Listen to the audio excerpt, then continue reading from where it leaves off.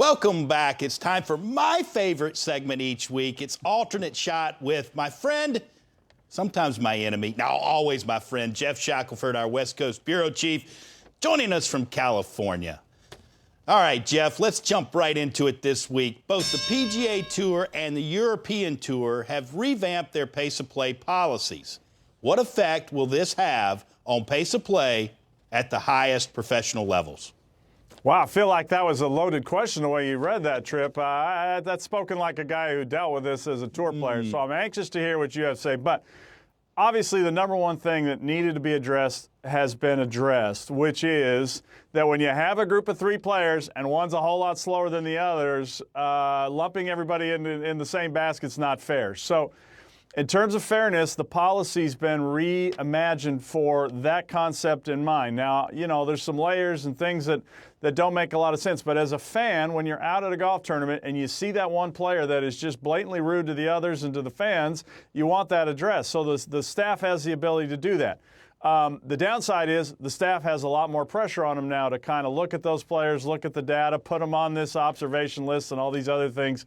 And that still is going to be a little bit interesting to see how it works out. But the most interesting thing, I think, in all this is that the European Tour announced that that second bad time in a tournament is a one-shot penalty. And that wouldn't have happened if the PGA Tour, hadn't instituted, refined, and taken it up a notch with their policy. So we see some market forces at work here, Tripp. That's exciting. Yeah, a little bit. And by the way, you went over your time there, so I'm gonna dock you 2 words. That's a complicated issue. I'm gonna dock you 2 words next week, okay? But we'll get to that next week. I still played you. All right, so Geoff, you are exactly correct. The biggest bugaboo of mine was being paired with a snail. Everybody knew who it was. You knew it when you saw the pairing. You were going to be on the clock when you are on Thursday and Friday with this person. Singling them out is a step, and it is a step in the right direction. And look, this is at least finally giving the officials the autonomy to roll up and say, you, sir, are on the clock, and they have the evidence of why. So the player can't really argue with it. Now, back in 2007, 2008, Geoff, here's what they did. They had a policy where they were posting the amount of times people had through June, through July, through August, each in the locker room, okay? Now, it only lasted a short time, but I can tell you that list, now it never was made public to the media, but the players got to see it in the locker room. And I can tell you, there was shaming going on. And it was those guys walking by, those guys looking and seeing their name at the top of the list having the most timings. And it was always the same people. And you know what? That is the ultimate answer. Yes, letting the public know. That's the biggest problem I've got with this. The tour is not letting the media, not letting the public know, because that would be the ultimate to get under these players' skin and make them speed up. Completely agree, and I think this is a first step towards that. We learned today there was some discussion. That's certainly something that is on the minds of a lot of people, so we'll see how that works out. Now, this policy, Tripp, will not be in use at the American Express this week. Big deal for us in Southern California here. The Bob Hope Desert Classic, as it used to be known, used to be an important event on the PGA Tour. Phil Mickelson is now the host. It's been through a lot of sponsors. Now it has a blue chip sponsor, has a blue chip player that is going to be its host. Do you think, now, at this point in his career, can he build on his legacy, really focusing still on being a player, or is this event going to be the thing that he can now take his legacy up another notch? I think he's not quite ready to fully focus on the latter part of that question yet. I think it's a good start, and this is a perfect event for Phil. I mean, it really is. I think he's got his niche now, and I do think that it will be the case going forward as we see less of Phil Mickelson on the PGA Tour. But look, I think he's still got a lot of motivation. He still wants to be on the Ryder Cup team. I'm not putting him off as a player yet, but he does have to show me a little bit of form more than what I saw last season. So I'm going to put my water in the bucket of playing for Phil and his efforts. Then you must not have seen that video this week where he's working on his speed like he's a 16-year-old trying to get a number on a TrackMan machine. I don't get that at all. When the numbers tell you he still hits it a mile, and he just didn't putt and hit his irons as well last year. I don't get that. I think this event, unlike his social media account, has the potential to be the thing that really is a kind of a cherry on the sundae of his unbelievable career. He loves the desert. This event needs him. This is fantastic what he's doing. It may take a little while, but I really hope he digs in and builds something. Yeah, he will. No question about it. Now, final question, Geoff. The LPGA starts their season this week in Orlando, Florida. Who is going to end the season after Naples and the race to the CME, possibly as that champion, but more importantly, who's going to be number one in the world? Well, the fun of this week is to get to see what some of the players did in their offseason because they have a beautiful natural calendar year schedule. And the player I'm really interested in because she just had a dreadful year in the major championships last year was Brooke Henderson. Otherwise, incredibly consistent. She had a great finish. She almost snuck in there at the CME. And she is somebody who, if you look at her numbers, it's just simply a matter of hitting a few more fairways and getting up and down out of a few more bunkers. But for whatever reason, in the major championships last year, she was awful by her incredible standards. So she's the one who I think, if she just has a decent year in the majors like she has the rest of the season, she's going to be right there at number one, I think. How about being on the podium, too, in Japan for Canada? Absolutely. Yeah. Canada. Yeah. I think Brooke's poised for a good season. Another one who's poised for a good season is to be the first American back to number one since Stacey Lewis. Of course, I'm talking about Nelly Korda, and I think she's going to be on that podium as well in Japan, and she's also going to hold at least one major championship. I definitely think she's going to win a major. I think she's going to win 3, possibly 4 times. She is such a complete player. She's playing with a ton of confidence, and you know what? It's rare to see the American flag at the top of that world rankings. I think we're going to see it again come November from Miss Nelly Korda. Well, it's a great choice. She is a lot of fun to watch. She brings a lot of intensity, which is neat to see. No question about it. After what it calls years of meticulous study and thousands of shots analyzed by ShotLink, the PGA Tour has announced significant updates to its policies on slow play. The short version is this: individual slow players will be placed on an observation list as opposed to a group being told they're out of position. Stroke penalties could be handed out more frequently, and the fines for slow play could increase by a factor of 10.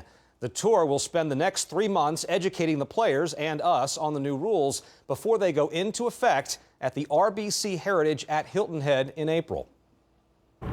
The observation list will be interesting. I don't know. I mean, what would be interesting is how a guy will respond to being on the clock from the first hole of the tournament.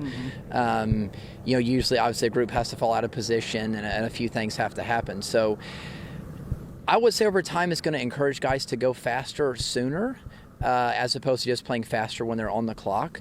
But at the same time, I don't know. I mean, it's a lot of great ideas have not worked out, so to speak, and by the end of the year I think we'll have a much clearer picture. I think it's good on the PGA Tour for thinking outside the box a little bit and doing something different, because I mean it really only takes one guy in a group to get behind. I mean if 2 guys are playing quickly and one guy's slow and maybe you have a kind of an awkward situation on one hole, I mean you're behind, the whole group's on the clock, and that's really not fair for the 2 guys that have been playing in the right time. So I think it'll be interesting. There'll be a kind of some growing period, I think, but overall I think it's going to be good. We're looking for guys to take responsibility, because hitting a standard golf shot and taking 2.5 minutes to play it is not acceptable.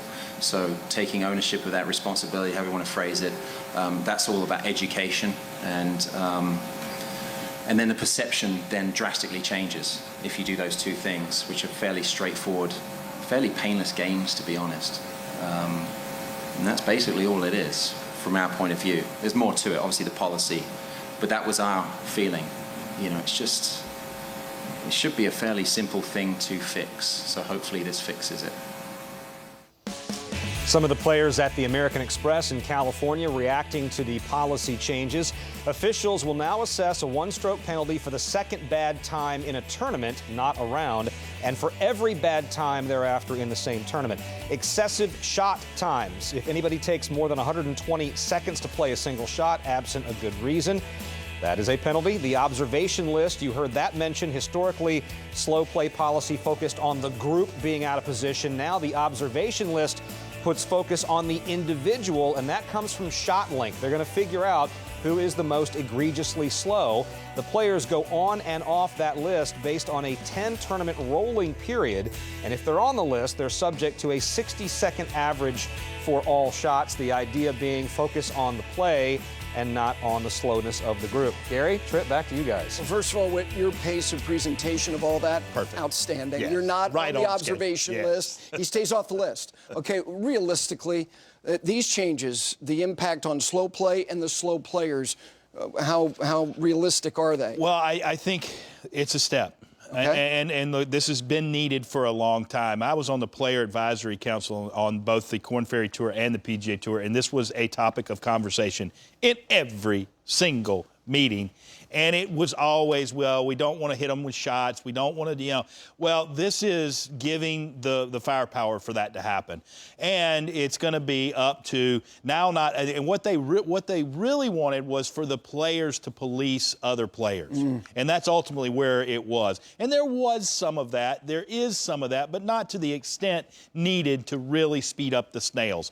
And the snails are the snails. They know who they are. The officials know who they are. So this observation list is pretty much going to bear out with, I guarantee you the officials could sit down and say the observation list based on shot length data and pretty much nail it almost 100%. There might be one or two that slip in there and surprise an official, but I can guarantee you they know who it is. So it's at least giving the firepower to those officials because there was nothing more frustrating to be in a group that you knew you were going to be on the clock and you had one of those hard shots as a fast player, which I was, right, to have a shot where I was going to go over the time, but I'm on the clock not because of anything I've done, and now I've got a hard shot, and I've got to worry about that, okay? But you do have an out now for that a player can say, hey, I'm going to take extra time. You're allowed to call that one time around, I believe is my understanding of that. I'll learn more about it as we go. But the biggest thing to me is this is a step in the right direction. It is a problem. It is an epidemic, and this will stem the tide and hopefully move it. And Charles Howe said it the best.